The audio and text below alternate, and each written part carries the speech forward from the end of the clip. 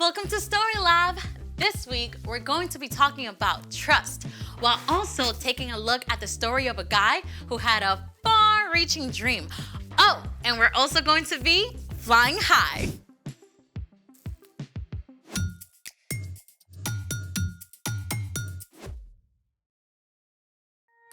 Hey there, I'm Amaya. And I'm Zeke. And today we're talking about trust, which is putting your confidence in someone you can depend on. And I'm depending on you to tell me what we're doing today. Have you ever been to the circus? Oh, I went once. And what was the coolest part? Oh, there were these guys getting shot out of cannons and other dudes doing crazy tricks on motorcycles and lions and tigers and bears. Oh my!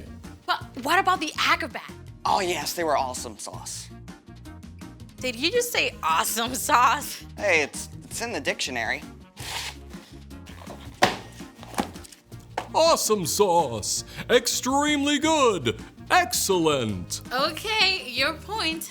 Acrobats are legit awesome sauce. And they have to be super strong and athletic and flexible and graceful all at the same time. Oh, that must take a lot of work. Exactly. And the most amazing thing is, we get to talk to an acrobat today. No way! Yes, wait. Her name is Grayson, and I'm calling her right now. Hi, everyone. Hey, Hi. Grayson. We're so excited to have you. Thank you for having me. So you're an acrobat? Yes, so I do all kinds of aerial work on trapeze, silks, lyra. The what now? Oh, well, I think I can show you guys some pictures. Trapeze, silks, and lyra. Wow. How do you even start doing stuff like that? Well, my friend had a birthday party at the circus gym, and I fell in love with it. How'd you even know how to do it? I had coaches to help me, so they got me started with a lot of the basics. Stuff like balance and strength training. Like pull-ups and stuff? Yes, lots and lots of pull-ups. You have to build up a lot of strength if you want to trust your body when you're in the air. Trusting the trapeze. For sure. So all of the apparatuses have to be tested a lot before we can trust that they're safe. Plus, we have big mats in case we do fall. Wait, so you have to trust your training and the apparatus? What about the people you work with? Well, there's my duo partner, Parker. I have to trust him a lot when he's throwing me in the air. Wait.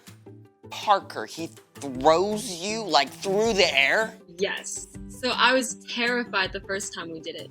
But we started by practicing in spotting lines.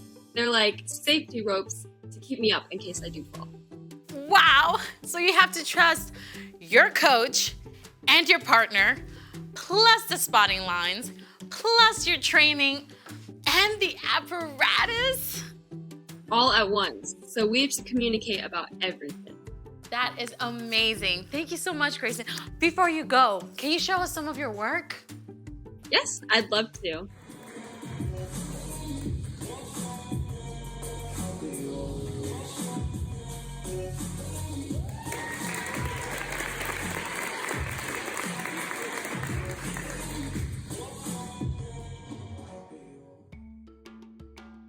That was amazing. Thank you so much, Grayson. So cool.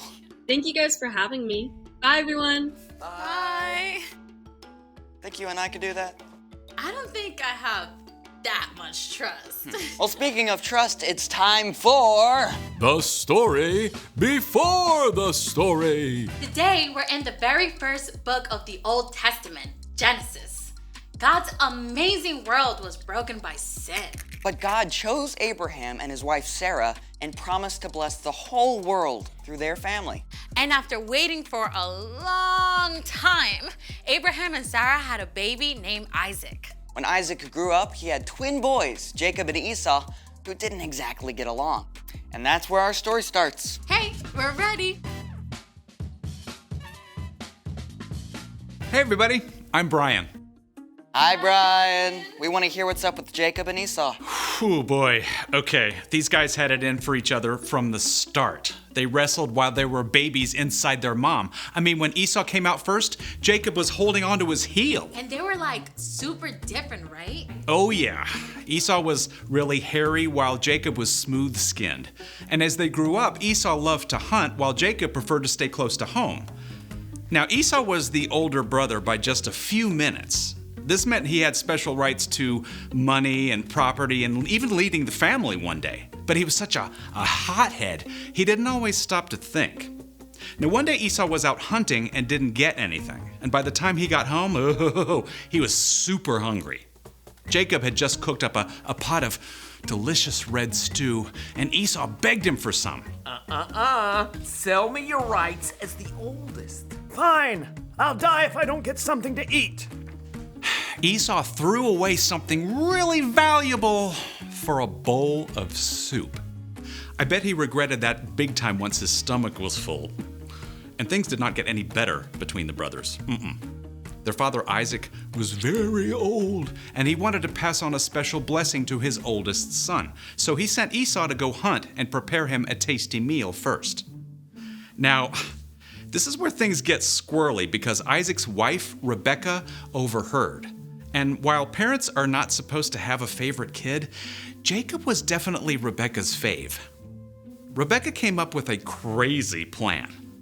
Your father sent Esau to hunt wild game and prepare a meal so your father can bless him. Hunting will take Esau all day, so I want you to choose 2 goats from the flock. I'll cook them up, and you can pretend to be Esau and take the blessing. Your father's eyesight is so bad, he won't know. But what if he touches me? My skin isn't hairy like Esau's. We'll cover your arms and hands with goat skin. Cool. Pretty wild, right? But Jacob did just what Rebekah told him. And sure enough, Isaac gave his blessing to Jacob. At last, Esau showed up. If you're Esau who just brought me a meal, I gave him my blessing. It wasn't me. Then your brother tricked me. First he took my rights as the oldest. Now he's taken my blessing. Dad's gonna be gone soon. Then I'll be in charge, and I'll get rid of Jacob. Jacob had won birthrights and a blessing all by being sneaky. But he had made an enemy of his older brother. Rebekah wanted to keep her favorite son safe. Esau is going to try to get rid of you, so I want you to run away to my brother Laban in Haran. But I don't know him. I've never been away from home. Just do it. Stay with him until Esau cools down. Okay. Okay, imagine you're Jacob. You got what you wanted, but it's backfired. You've got to leave home and everything you know. It's a pretty scary place to be. Jacob set off through the wilderness with nothing but his own thoughts.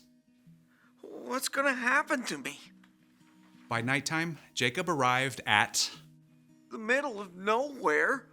With no place to stay, Jacob curled up on the hard ground with nothing but a stone for a pillow. Neck crick. But as Jacob slept, the most incredible thing happened. He saw a vision from God.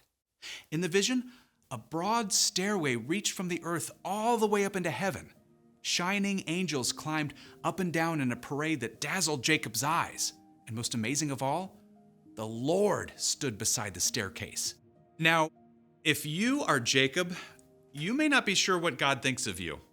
I mean, God has promised to bless the whole world through your family, but you've done some pretty sneaky things along the way. God might decide to go back on that promise. Then, the Lord spoke to Jacob. I am the Lord. I am the God of Abraham and Isaac.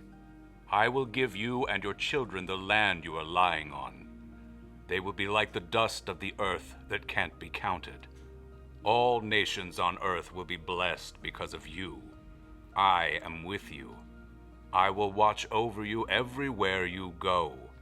I will not leave you until I have done what I have promised. The light faded, the vision disappeared, and Jacob woke up. The Lord is surely in this place.